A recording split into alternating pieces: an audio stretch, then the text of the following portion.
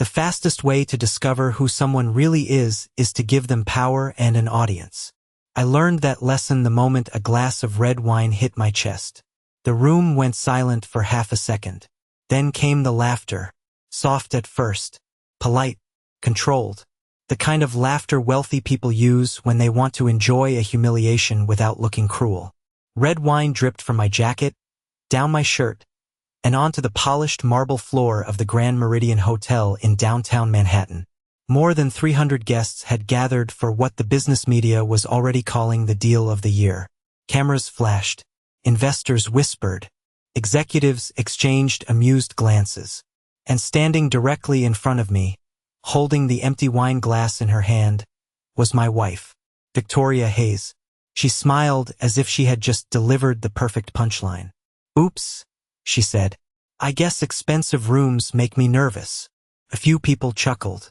Then she looked at me and added, "At least now everyone can see what happens when you put someone unqualified in a room like this." The laughter became louder.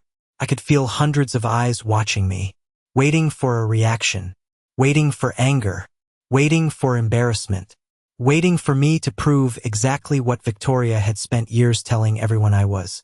Weak, ordinary, replaceable. I simply reached into my pocket, removed a handkerchief, and calmly wiped the wine from my face. That only made her smile wider. Victoria loved public victories. She always had.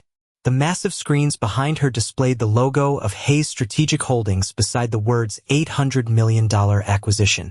Reporters stood near the stage preparing questions. Financial analysts were already posting updates online. Within an hour, Victoria expected to become one of the most talked about executives in America. And judging by the confidence in her eyes, she believed nothing could stop her. What nobody in that ballroom knew was that 17 minutes earlier, I had received an email that changed everything. I could still feel my phone resting against my leg. The message contained only 6 words. "Everything is ready. Proceed when necessary."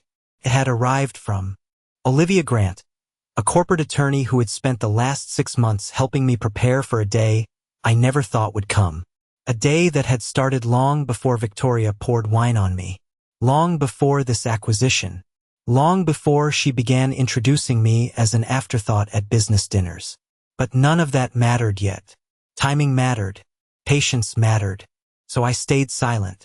Victoria turned away from me and stepped toward the stage. The crowd followed her movement instantly. She had that effect on people. Perfect posture. Designer dress. Flawless confidence. She looked exactly like the powerful executive featured on magazine covers and financial podcasts. As applause filled the ballroom, she lifted a microphone and smiled at the audience. "Thank you all for being here today," she said. "This acquisition represents the future." More applause, more cameras, more admiration. I remained near the back of the room, standing alone with wine stains across my shirt. Several guests glanced at me with pity. Others ignored me completely. One investor actually shook his head as if wondering why security had allowed me to stay. Victoria continued speaking while the giant countdown clock appeared on the screen behind her. 15 minutes until the signing ceremony. 15 minutes until she believed her biggest dream would become reality. I looked at the clock. Then I looked at my wife. She caught my eye for a moment and smirked. The same smirk she always wore when she thought she had one. What she didn't realize was that every second moving that clock toward zero was bringing her closer to a truth she had never imagined. And when that truth finally arrived, the wine on my jacket would be the least important thing anyone remembered about that day. The countdown clock above the stage continued to move. 14 minutes. 13 minutes. 12. Nobody else seemed to notice it anymore because all their attention was focused on Victoria. She was exactly where she always wanted to be, standing in front of powerful people while they admired her success. The ballroom lights reflected off crystal chandeliers and floor-to-ceiling windows overlooking Manhattan. Servers moved quietly through the crowd carrying trays of sparkling water and champagne. Investors exchanged business cards. Reporters prepared questions. And my wife stood at the center of it all like she owned the future. The strange thing was that Victoria had not always been this person. When I met her 12 years earlier, she was ambitious, but she was also kind. She worked long hours, believed in loyalty, and laughed at things that had nothing to do with money. Back then, success was something we dreamed about together. We lived in a one-bedroom apartment outside Philadelphia. The kitchen was so small that if one person opened the refrigerator, the other person could not walk through. We shared takeout dinners. We stayed up late talking about our goals. I believed we were building a life together. And for a while we were. Then came her first major promotion. Then another. Then another. Each success brought a new title, a bigger office, and a different version of the woman I thought I knew. At first the changes were small. She stopped introducing me as her husband and started introducing me as Ryan. Then she stopped asking for my opinion on important decisions. Then she began treating every conversation like a business negotiation. The more successful she became, the less value she seemed to place on anyone who could not help her climb higher. Especially me. I remember one dinner 3 years earlier. We were attending a charity fundraiser. A hedge fund manager asked what I did for a living. Before I could answer, Victoria smiled and said, "Ryan prefers staying out of the spotlight." It sounded harmless. But the truth was she did not want people knowing I worked behind the scenes in corporate ownership and private investments. She wanted them to think I was insignificant. Easier to explain. Easier to dismiss. I let it go. Then there was the Christmas party 2 years later.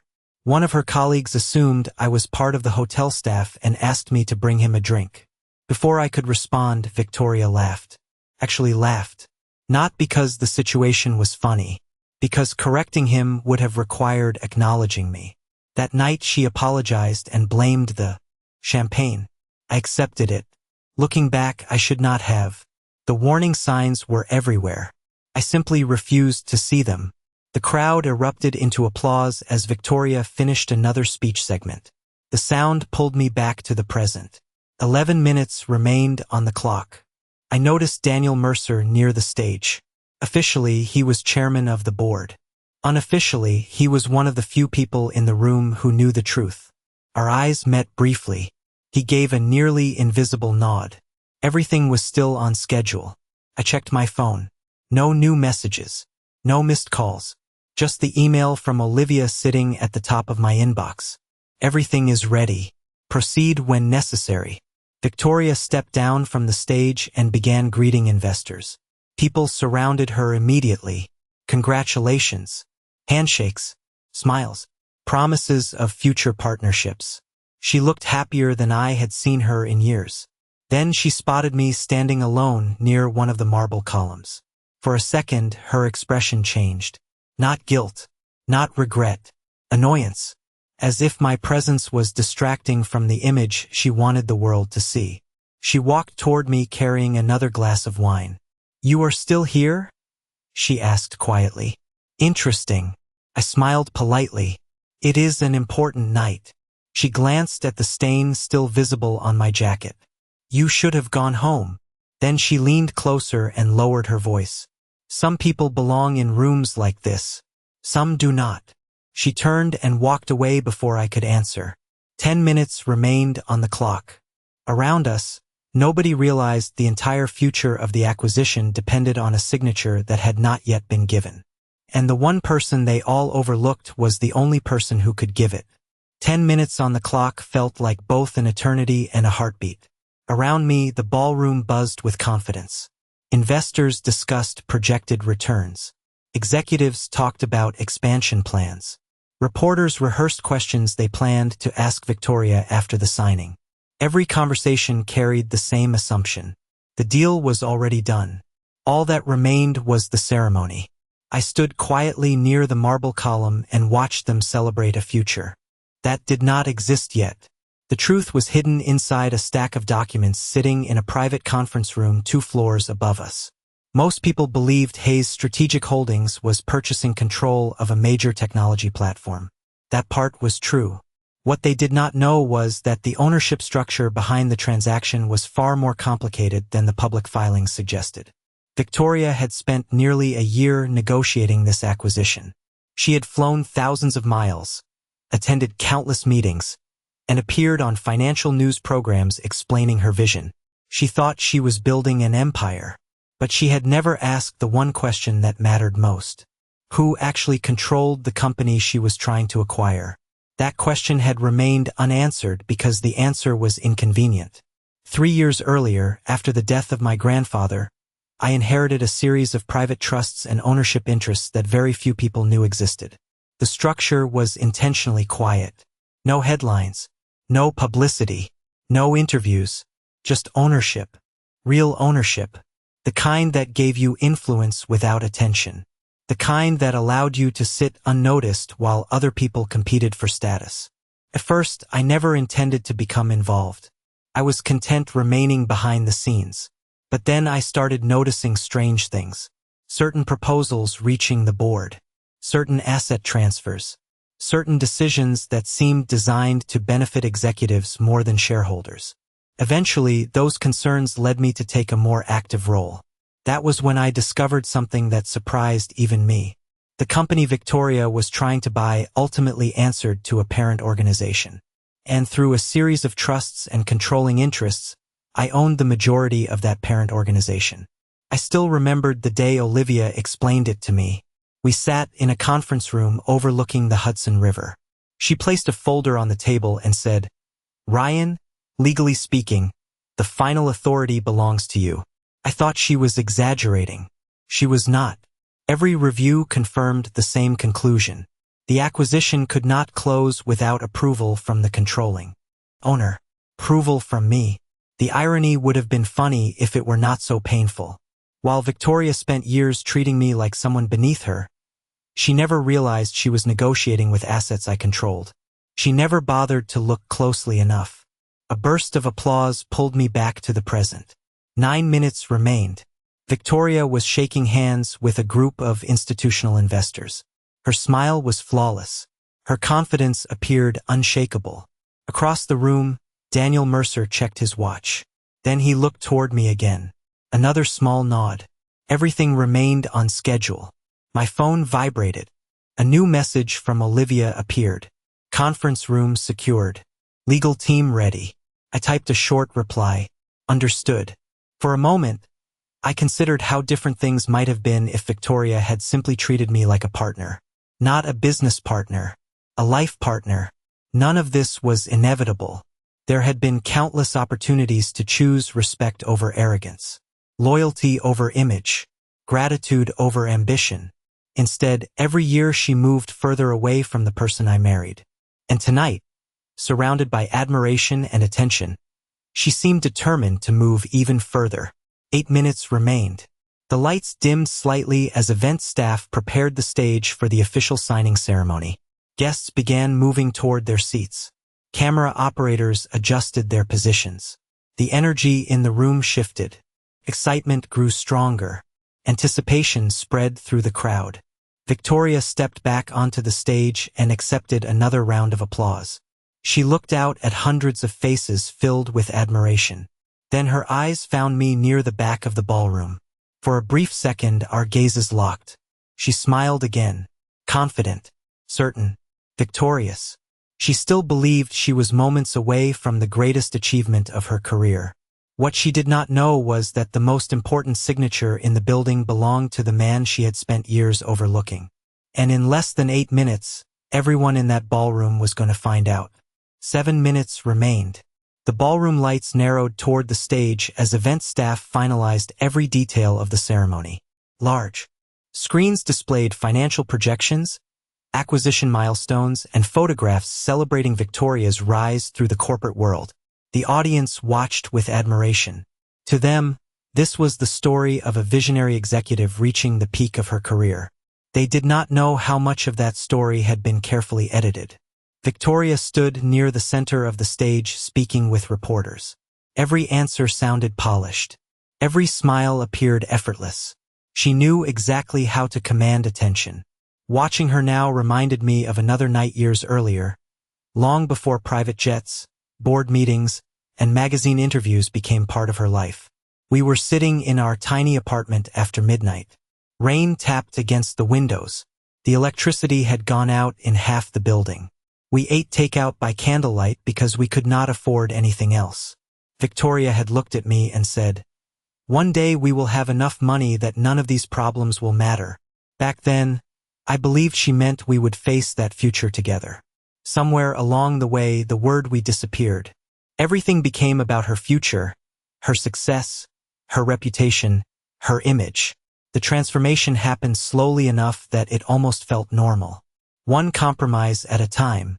One dismissal at a time. One insult disguised as a joke at a time. The first time she openly embarrassed me in front of colleagues. She apologized afterward. The second time, she acted like I was being too sensitive. By the third time, she did not even acknowledge it happened. Success had given her confidence. Constant praise had convinced her she was always right. And the people around her only reinforced the illusion. They laughed when she laughed. They agreed when she spoke. They rewarded arrogance because arrogance often looks like strength from a distance.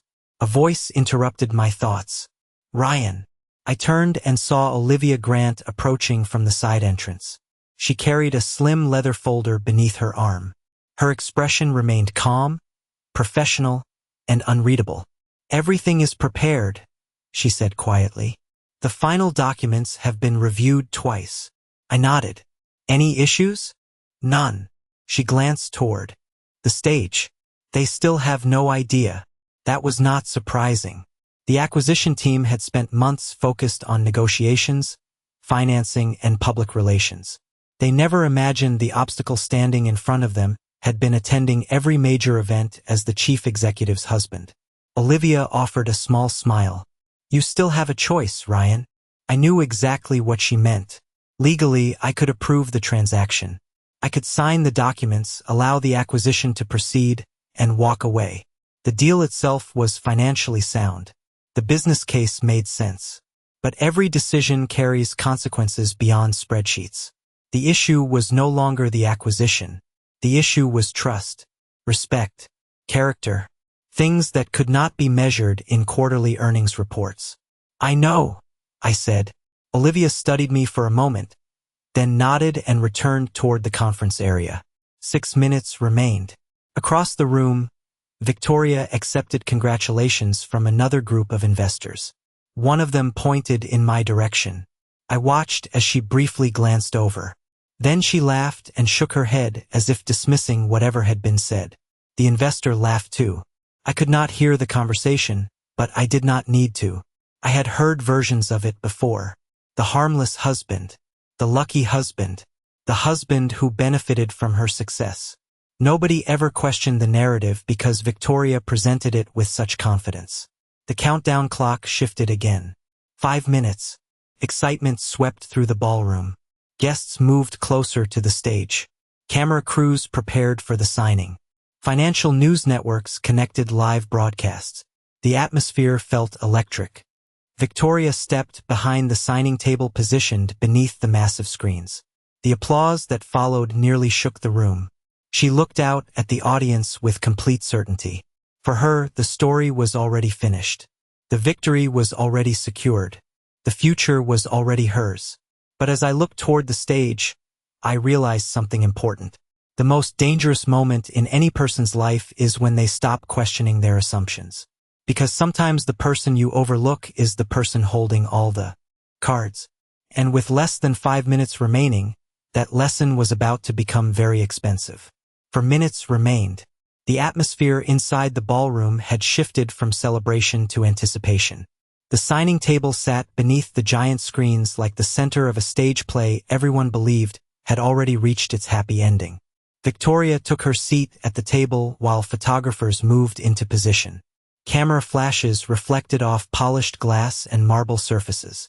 Every major financial outlet seemed to have someone present. Reporters whispered into microphones. Investors checked their phones for updates. The entire room was waiting for history to be made. Victoria adjusted the stack of documents in front of her and smiled for the cameras.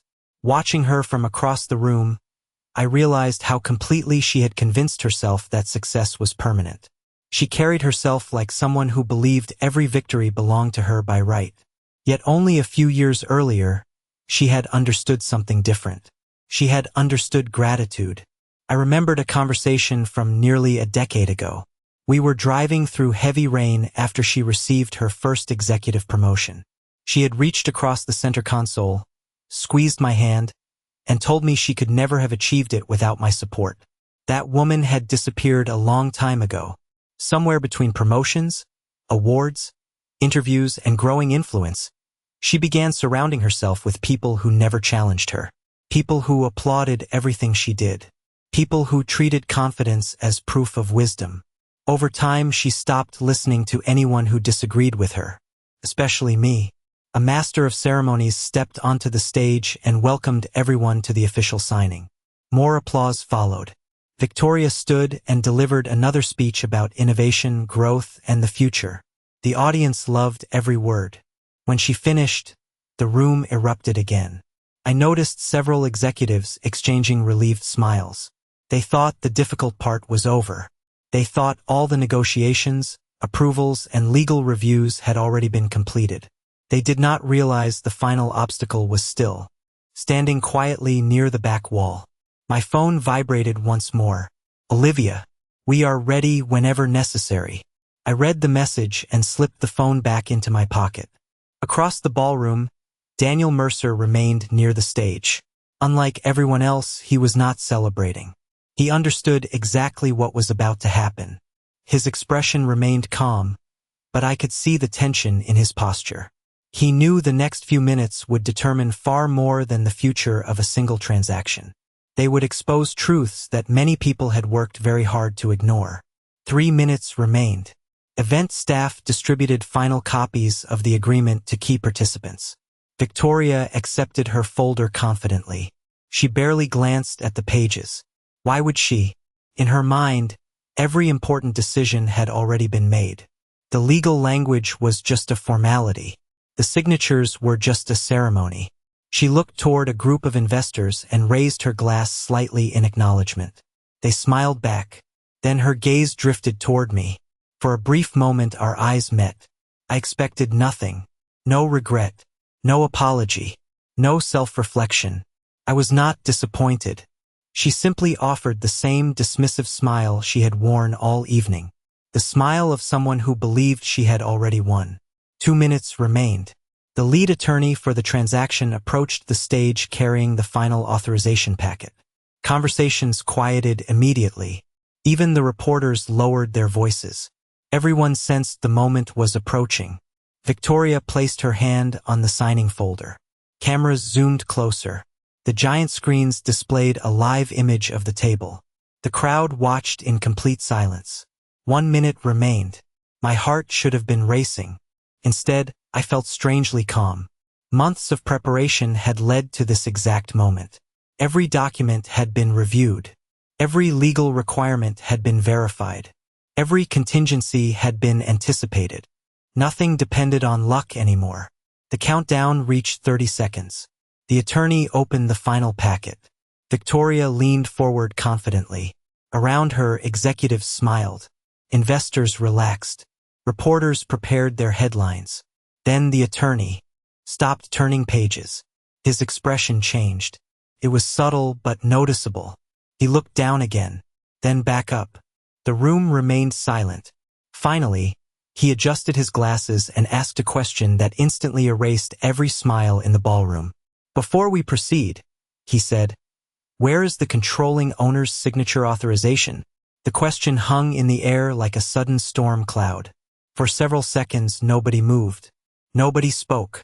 The lead attorney stood beside the signing table holding the authorization packet while hundreds of guests stared at him in confusion. Victoria blinked once and let out a short laugh. "There must be some mistake," she said confidently. All approvals were completed weeks ago. The attorney remained professional. Most approvals were completed, yes. However, according to the ownership structure and final legal review, authorization from the controlling owner is still required before execution. Murmurs spread through the ballroom. Investors exchanged puzzled looks. Several reporters lowered their phones and began whispering to one another. Victoria's smile remained in place, but I could see the first crack forming beneath it. The controlling owner is not involved in day-to-day operations, she replied. That has already been addressed. The attorney glanced down at the document again. Respectfully, it has not. The controlling owner retains final approval authority under the current governance agreement. The room grew even quieter. For the first time all evening, Victoria looked uncertain. Not afraid. Not yet. Just irritated that reality was refusing to follow her script. She turned toward Daniel Mercer. Daniel, can you clarify this? Every eye shifted toward the chairman. Daniel rose slowly from his seat. He adjusted his jacket and walked toward the stage with the measured confidence of someone who had prepared for this moment. The attorney is correct, he said. Final authorization is still required. The silence that followed felt heavier than any applause the room had produced all night. Victoria stared at him. Then why was I told everything was ready? Daniel held her gaze. Everything is ready except the final authorization. I could see calculations happening behind her eyes. Questions, assumptions, possibilities. She was searching for an explanation that preserved her sense of control. Fine, she said. Then where is the owner? A reporter near the front repeated the question quietly. Then another guest. Then another. Suddenly the entire room seemed focused on the same mystery. Where is the owner? The irony was almost impossible to ignore. I had been standing in plain sight all evening. Standing there while she mocked me. Standing there while guests laughed. Standing there while she treated me like an inconvenience. And still nobody considered me relevant enough to matter. My phone vibrated once. Olivia's final message appeared. We are cleared to proceed. I slipped the phone back into my pocket and looked toward the stage. Victoria was becoming visibly frustrated. Can someone contact him? She asked. If this is a scheduling issue, we can resolve it immediately. The attorney did not answer. Instead, he looked toward Daniel. Daniel looked toward the back of the ballroom. Toward me. At first, only a few people noticed. Then more heads turned. Then even more. A wave of attention moved through the crowd until hundreds of eyes slowly shifted in the same direction. Toward the man standing quietly near the marble column with dried wine stains still visible on his jacket. Confusion spread across countless faces. Victoria followed their gaze. The moment her eyes landed on me, she frowned. She looked around as if expecting someone else to appear. Someone important. Someone powerful. Someone worthy of the attention suddenly filling the room. Nobody appeared.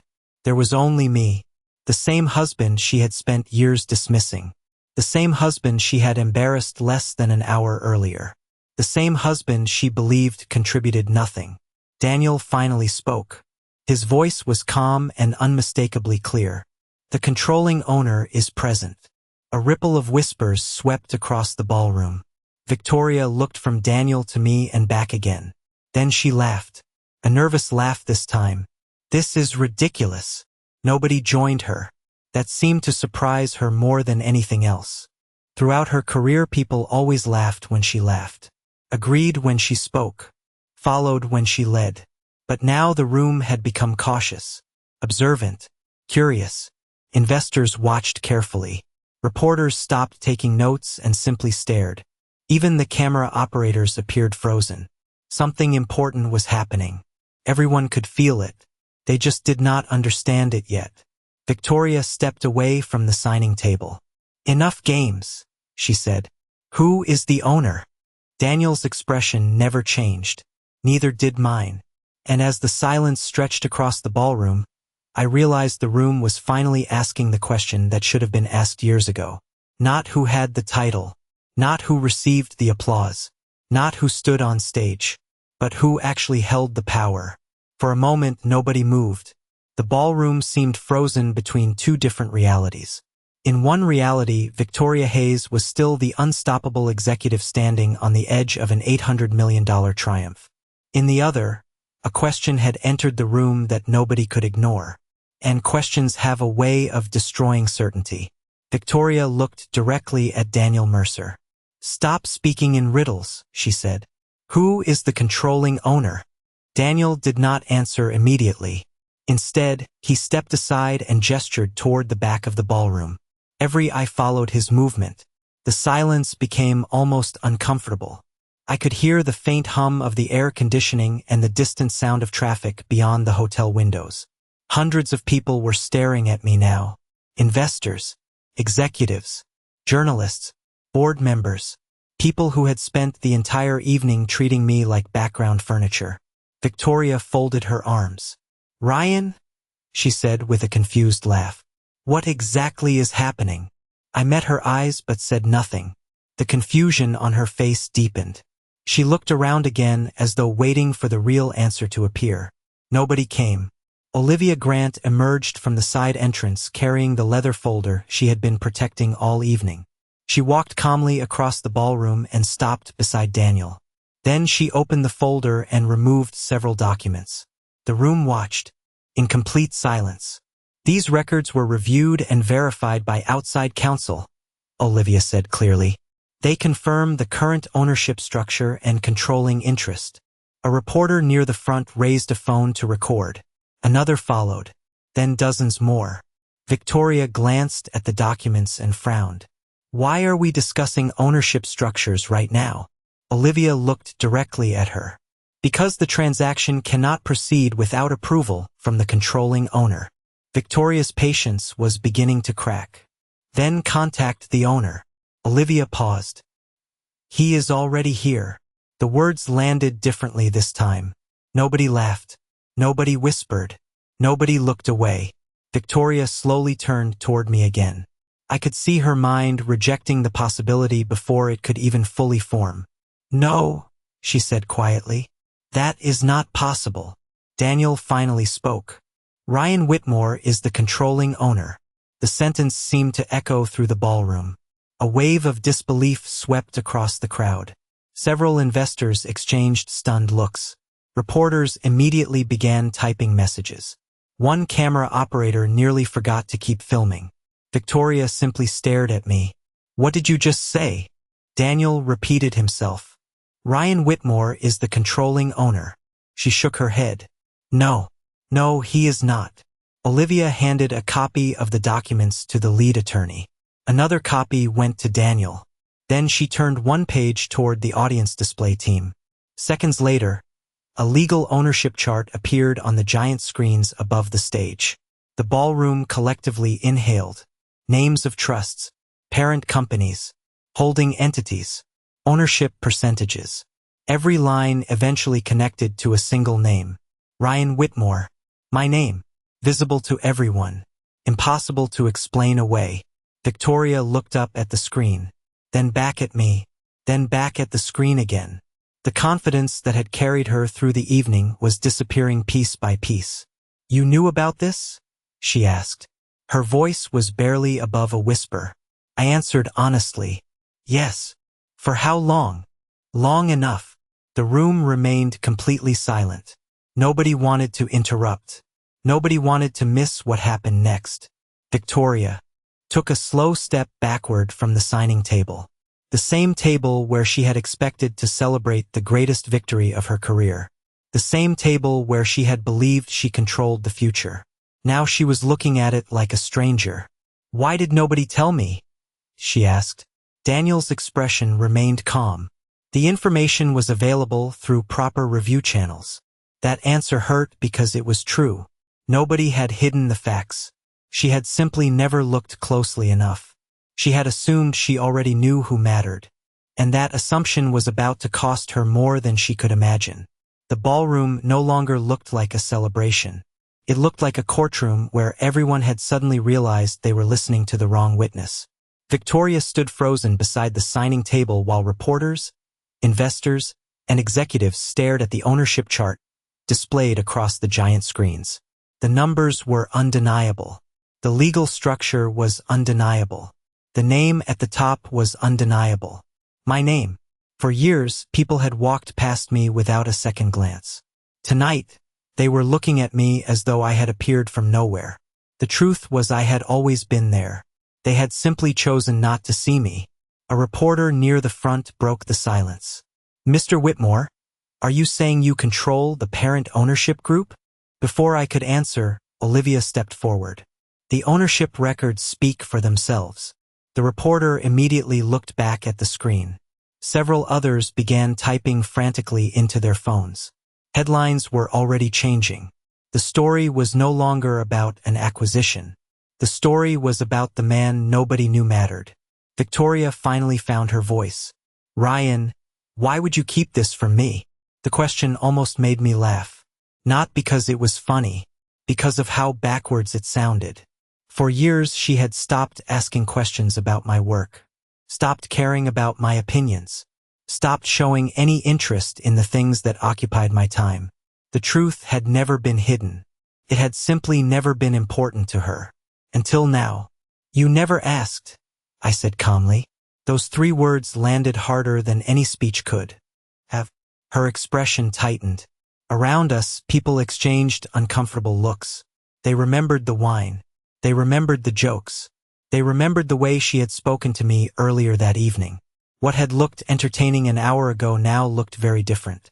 One investor quietly lowered his eyes. Another suddenly became fascinated with the documents in front of him. Nobody wanted to be associated with the wrong side of the story. Victoria looked toward Daniel. "This acquisition is still viable, correct?" Daniel chose his words carefully. "That depends on Ryan. Not the board. Not the attorneys.